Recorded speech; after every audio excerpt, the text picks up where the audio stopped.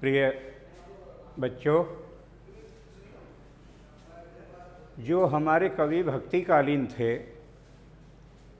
जिनमें कबीरदास, सूरदास, तुलसीदास आदि थे,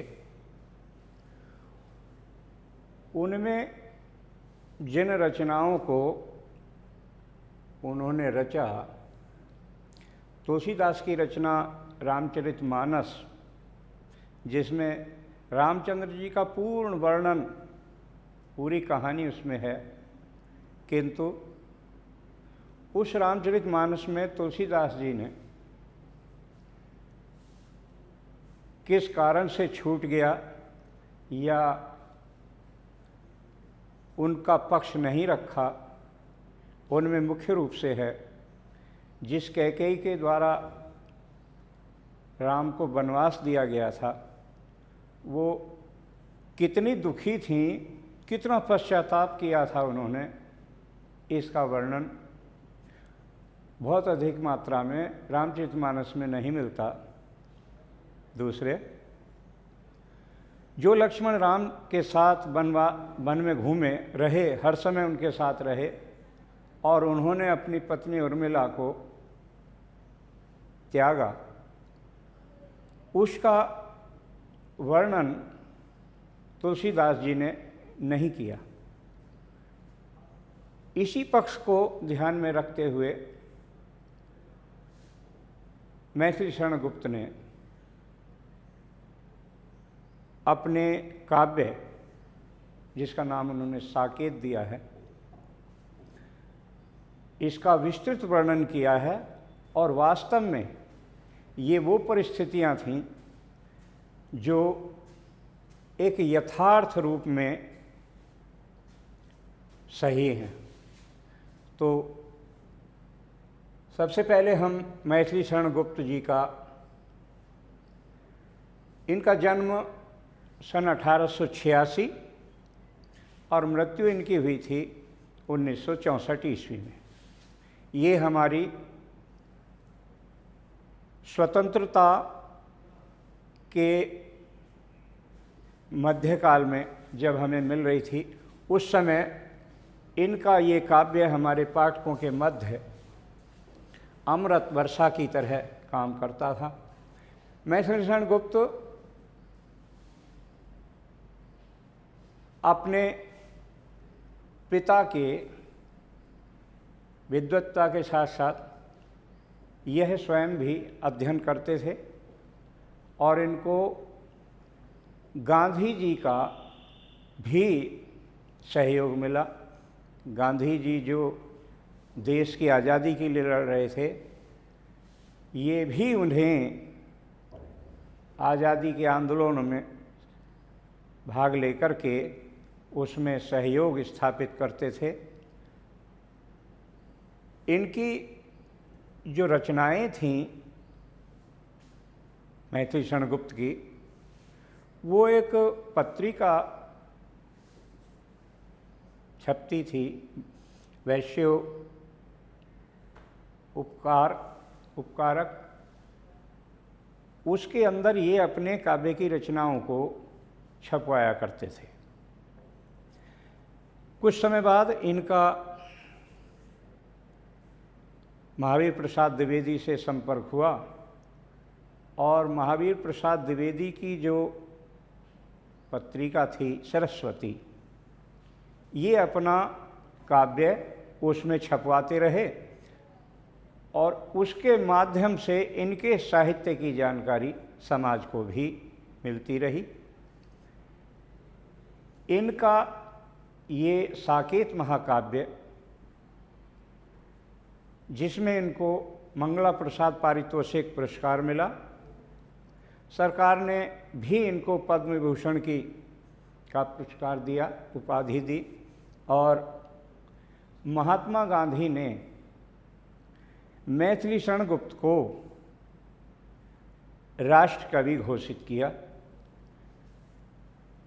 राष्ट्र कवि के आधार पर मैथिली शरण गुप्त ने अपने काव्य में जन जन की समस्याएं और उनके लिए कौन कौन से सुकृत्य होने चाहिए, उस पर इनको इनकी परिचर्चा चलती रही। मैथिलीशरण गुप्त वास्तव में जन जन के कवि थे। ये छोटी से छोटी समस्या को भी अपने काव्य में यथास्थिति स्थान देते थे। इनकी लगभग 32 रचनाएं हैं और ये रचनाएं मौलिक काव्य, अनुदित काव्य और नाटक के रूप में हैं। चंद्रहास इनका नाटक, तिलोत्तमा इनका नाटक। अब जो जयद्रथ वध है, मेघनाथ वध है, ऐसे इन्होंने काव्यों की रचना की जिनमें एक से एक श्रेष्ठ था। इनकी भाषा खड़ी बोली और ब्रज भाषा। इन्हीं के जो साकेत महाकाव्य है, इस साकेत महाकाव्य में अगर हम इनकी चर्चा करें साकेत पर, तो इन्होंने जो विषय चुना है वो वही विषय चुना है जो तुलसीदास के रामचरितमानस में एक प्रकार से परित्यक्ता के रूप में उर्मिला और कैकेयी का था। जिस कैकेयी को रामचरितमानस में एक पापी की श्रेणी में रखा गया था, उस पापिन की श्रेणी में ना हो करके इन्होंने उनके चरित्र को ये देखा है कि वो कितनी चिंतित थीं, कितना पश्चाताप किया था, और उसी के आधार पर इन्होंने इस साकेत महाकाव्य में उसका, उर्मिला का और कैकेयी का बहुत विस्तार से वर्णन किया है। जैसे कैकेयी जब भरत अपने भाई को मनाने के लिए बन जाता है, उस समय कैकेयी भी अपने बेटे भरत और सब पूरे जन समुदाय के साथ वहाँ जाती हैं। जब वहाँ यशगान भरत का होते देखती है तो बहुत परेशान हो जाती है और ये बहुत कुछ अपने को प्रायश्चित करते हुए कहती है कि मैंने तो एक ही बात सुनी थी, लेकिन आज उसका ठीक उल्टा हो रहा है कि माता कभी कुमाता नहीं हो सकती। आज ऐसा लग रहा है माता कुमाता हो गई और पुत्र कुपुत्र नहीं, पुत्र हमारा सुपुत्र हो गया है। इसलिए ये पुत्र मेरा जो यशस्वी है, ये यशस्वी पुत्र वास्तव में उस पुरातन जमाने से चली हुई परिभाषा को कि माता कुमाता न भवती की जगह उल्टा कर दिया है, और इस पर ये पूरे जन समुदाय को यही कहती हैं कि ये आज भरत ने मुझे ये सीख दी कि माता को माता न भवती, पूत कपूत भले ही हो जाए, उसको ठीक उल्टा कर दिया है। और एक और इन्होंने भरत ने इस सभा के मध्य जो बताया है कि मैं इसकी माँ होने के बाद भी भरत को अर्थात अपने बेटे को नहीं जान सकती। क्या इसके मन में है, कितना यश, कितना समर्थवान, कितनी दूरदृष्टिता इसके मन में है, मैं नहीं समझ सकती, जबकि सारा समाज जानता है। तो आज माँ वास्तुतः माँ ना हो करके कुमाता बन गई है। और ये भरत ने सिद्ध कर दिया कि वास्तव में वो परिपाटी जो पहले चली आ रही थी कि माता कुमाता न भवती, उसको इन्होंने जो है झुठला दिया है। अतः इस साकेत के माध्यम से इन्होंने इस कैकेयी अनुताप के शीर्षक के माध्यम से ये समझाने का प्रयास किया है कि कैकेयी ने बहुत कुछ समाज के लिए, परिवार के लिए, देश के लिए क्षमा मांगते हुए बार बार प्रयास किया है। इतना ही नहीं, लक्ष्मण की पत्नी उर्मिला, जिसको रामचरितमानस में त्याग दिया गया था, अर्थात कहीं वर्णन बहुत अधिक नहीं आया है, वो उर्मिला भी जितना त्याग राम या लक्ष्मण कर रहे हैं उससे कहीं अधिक उर्मिला का त्याग है।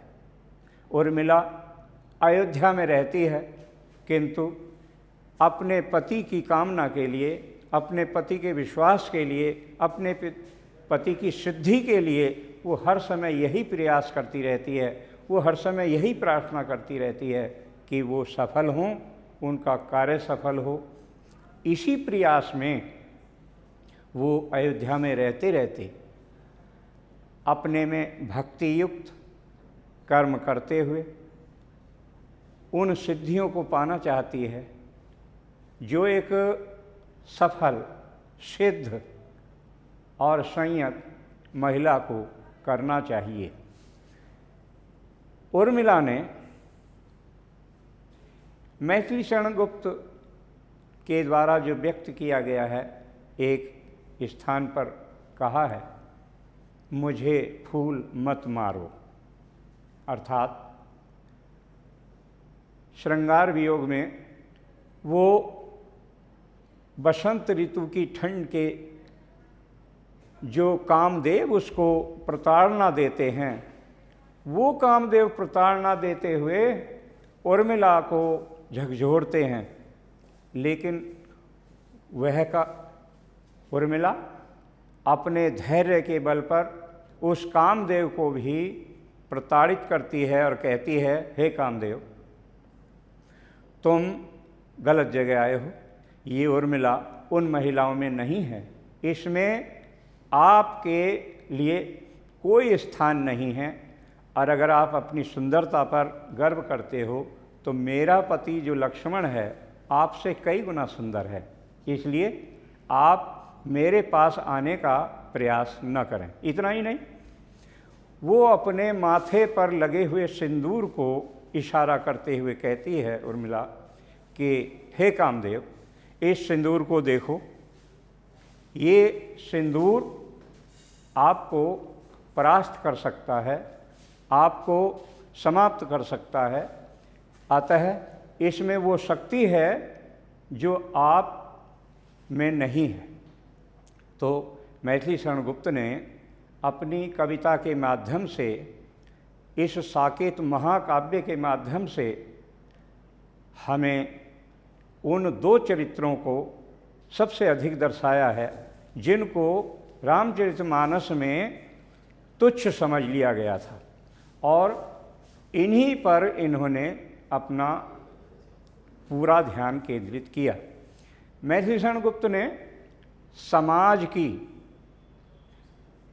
उन वस्तु स्थितियों को दिखाया है जो वास्तव में हैं, वो अनुदित काव्यों के माध्यम से भी और मौलिक काव्यों के माध्यम से भी तथा नाटक के माध्यम से भी वो प्रदर्शित किया है।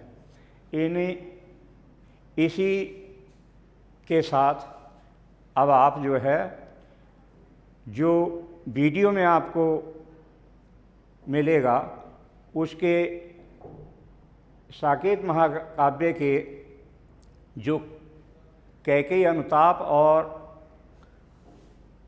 उर्मिला से संबंधित पद हैं उनकी व्याख्या लिखकर भेज रहे हैं।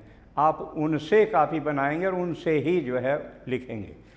गृह कार्य में जो भी कार्य दिया है वो गृह कार्य की कापी पर ही बनाएंगे। धन्यवाद।